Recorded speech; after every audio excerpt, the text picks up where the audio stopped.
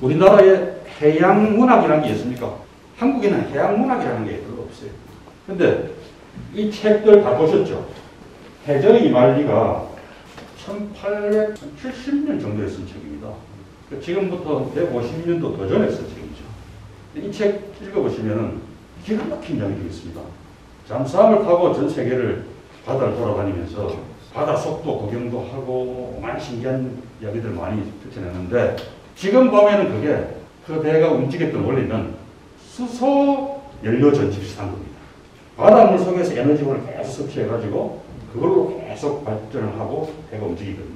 그런 잠수함을 타고 돌아다니는 거예요. 그 상상력이 이미 150년 전에 질 베른에 의해서 이야기했다. 해저 이말리가 그 당시에 베스트셀러가 됐는데 그걸 읽고 자란 사람들은 얼마나 바다에 대해서 또 과학에 대해서 해양 동물, 해양 식물에 대해서 많은 궁금증과 관심을 갖고서 어린 시절을 보내고 그랬겠어요. 그 비슷한 시기, 모비딕이라는 책은 미국 소설 아닙니까? 요거는 1850년대 멜빌이라는 사람이 쓴 고래잡이 이야기입니다. 이것도 그 당시에 아주 공전의 베스트셀러가 됐어요. 우리나라에서는 그 당시에 바다 이야기하고 그걸 책으로 쓰면 잡서라 그러고 선비가 그런 책 쓰는 놈은 아주 몹쓸 놈이라고 아마도 바다에 대해서 뭐 이런 소설 같은 걸 쓰고 그랬으면 한국에서는 검서가 됐을 거예요. 근데 사실은 이 바다에서 지식과 정보를 얻고 과학적인 탐구 정신을 기르고 점점 더 과학 기술이 발달하는 그런 국가들이 되어간 거 아니겠습니까? 다시 일본으로 돌아가보겠습니다. 여기 어디 그림인지 대충 짐작하시겠습니까? 오키나와. 이 오키나와가 점령이 된 게 1850년대입니다. 아까 모비딕이 나왔던 시대 정도에 오키나와가 일본에 점령이 돼요. 근데 일본 정부군이 가서 점령한 게 아닙니다. 사스마군이라고 가고시마를 중심으로 작은 지방권인데 쳐들어가서 오키나와를 점령을 합니다.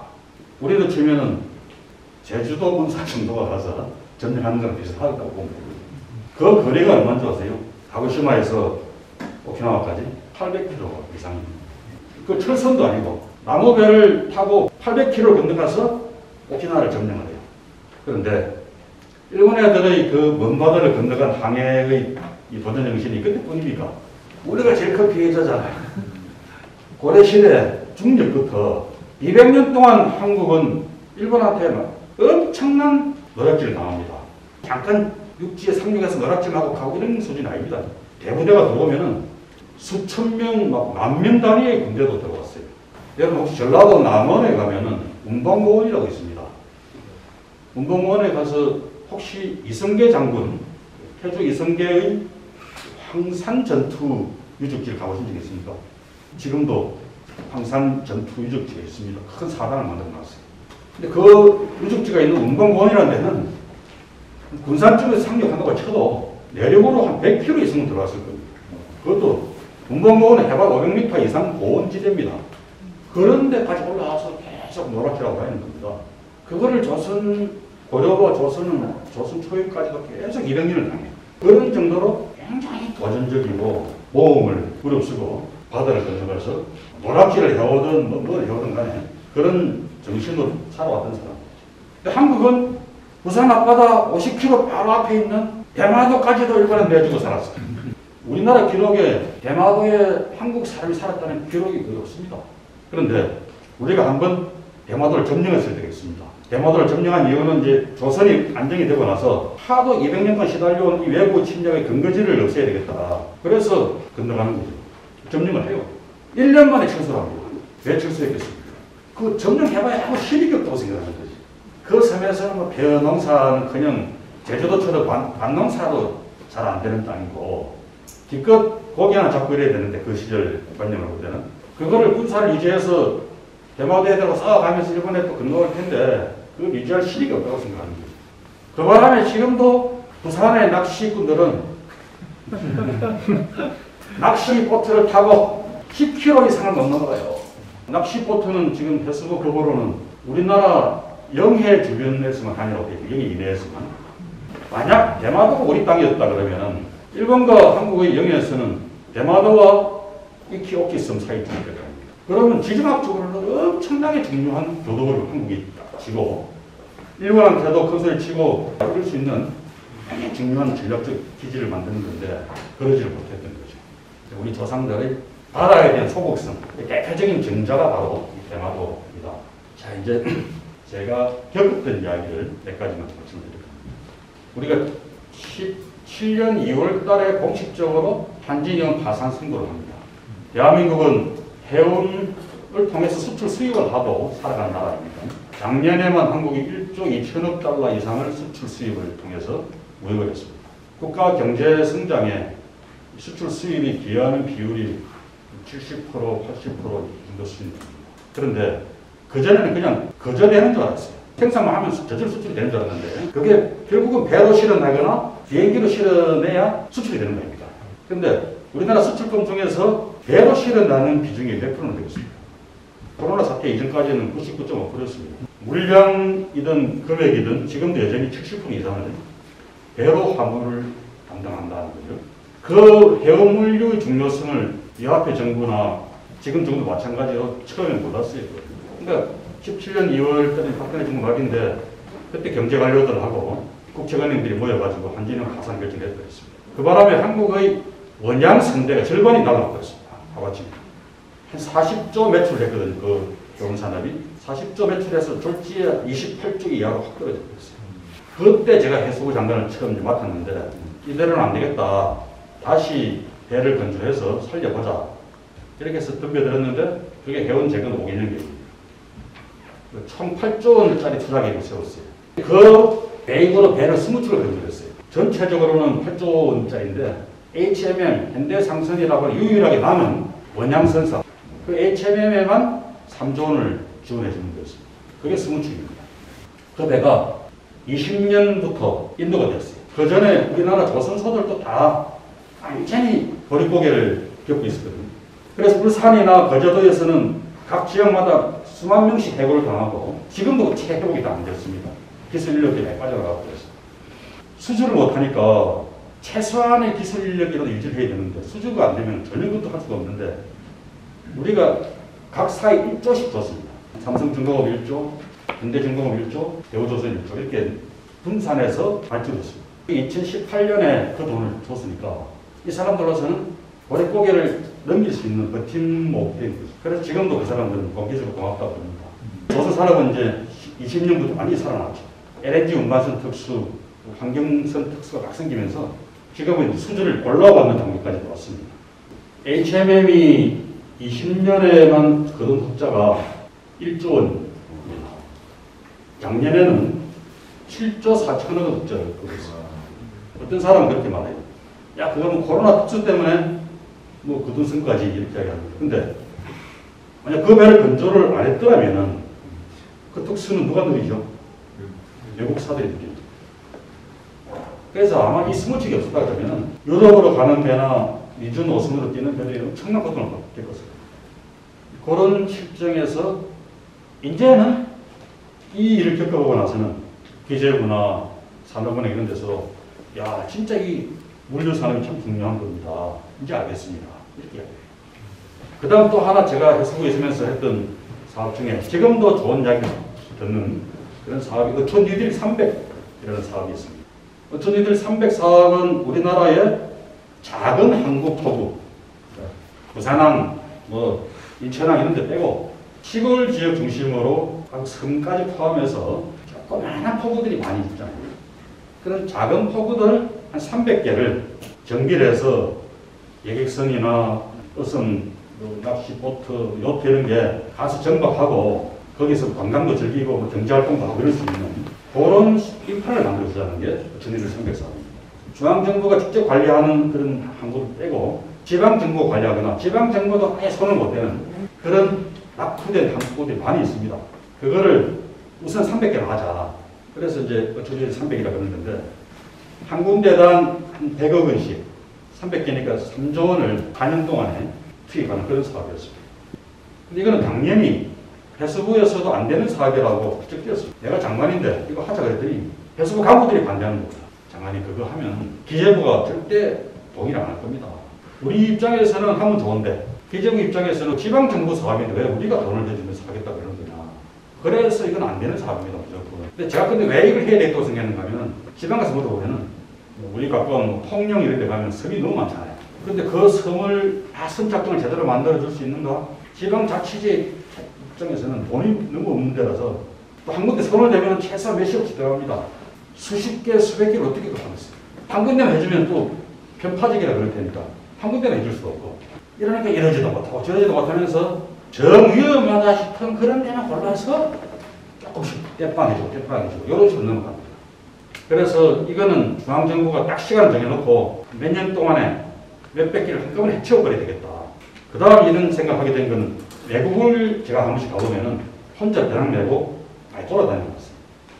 그럼 이제 뭐 샌프란시스코 가더라도 그 교회에 좀 작은 포구도 가보기도 하고, 일본에 가면은 일본에도 뭐 규슈에 후쿠오카 가까이도 후쿠오카 교회에 시골 포구들이 많이 있잖아요.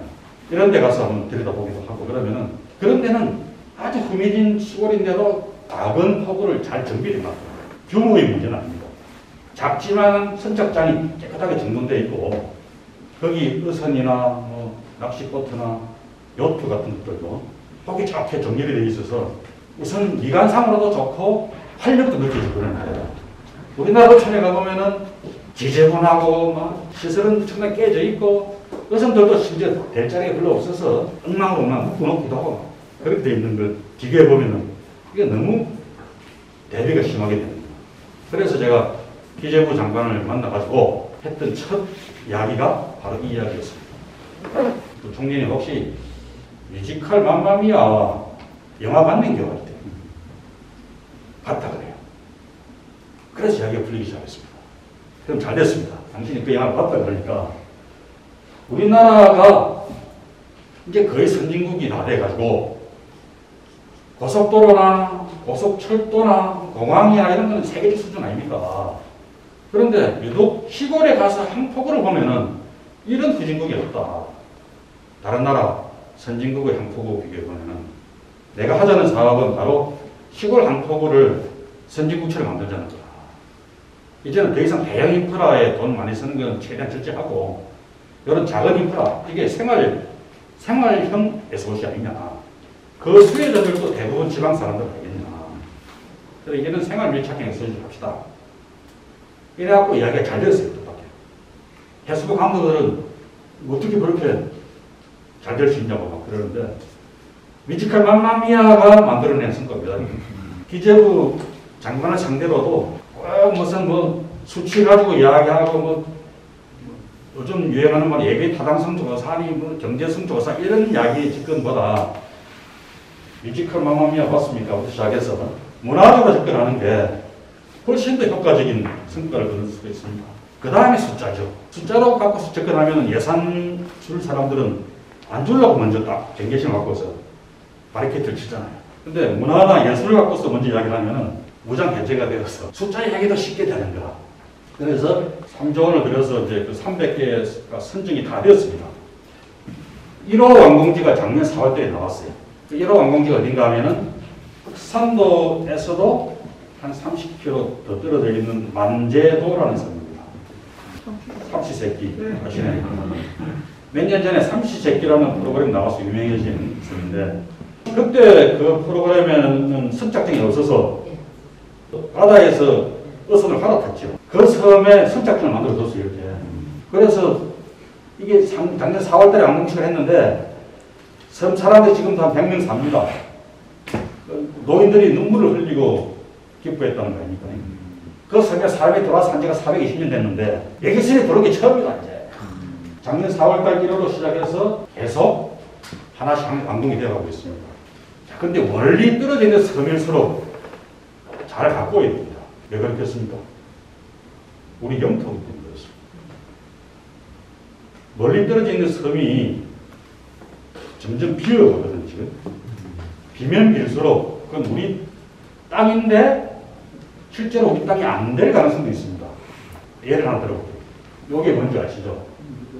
여도 과학 기지거든요.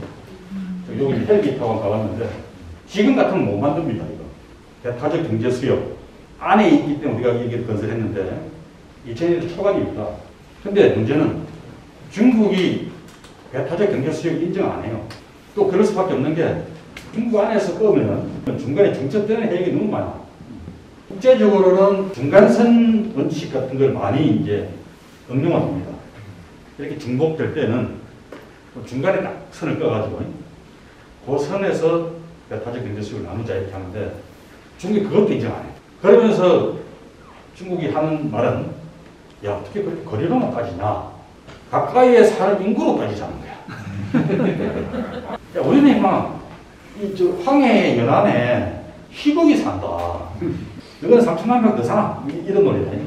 그러니까 선을 중간선 끊는다는 말도 안 된다. 지금 2010년 이후로 중국은 그런 입장으로 계속 강경하게 나옵니다.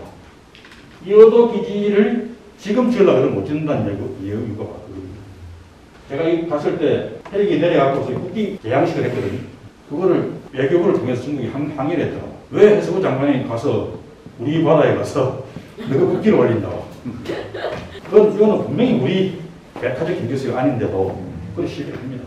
그래서 영해를 지키는 게 참 중요한 점인데 그 옆에 이 섬이 무슨 섬인지 잘 모르시겠죠? 이거는 경렬비열도입니다. 이 경렬비열도는 충청남도 해안에서 배를 타고 가면 한 2시간 정도 갑니다.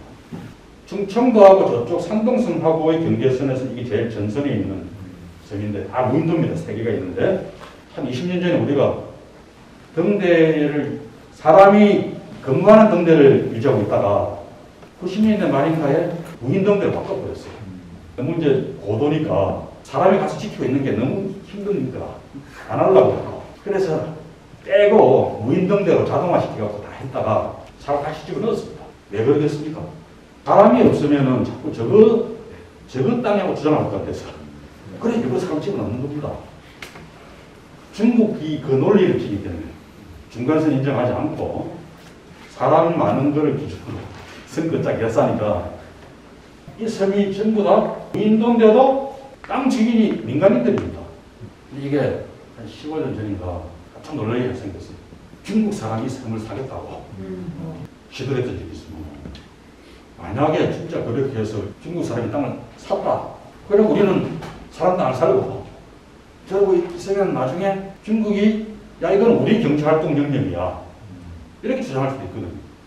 그런 이유로 이 경렬비열도 같은 경우도 내버려 두면 안 되겠다 싶어서 그 사람을 집어넣어서 등대수가 외롭게 도로에 가서 간호생활을 하고 나옵니다. 그러니 우리 육지에서 한반도에서 멀리 떨어져 있는 섬일수록 사람이 살면 그건 굉장히 고마워해야 되고 그 사람이 안 산다 그러면 생활비에 해주면서 살게 해야 된다.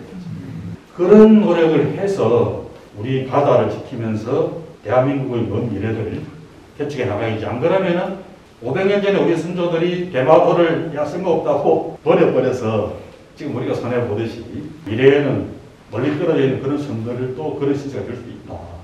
그런 이야기를 드리면서 제 얘기를 마치겠습니다. 고맙습니다. 구독, 좋아요, 알림 설정까지 해주이소.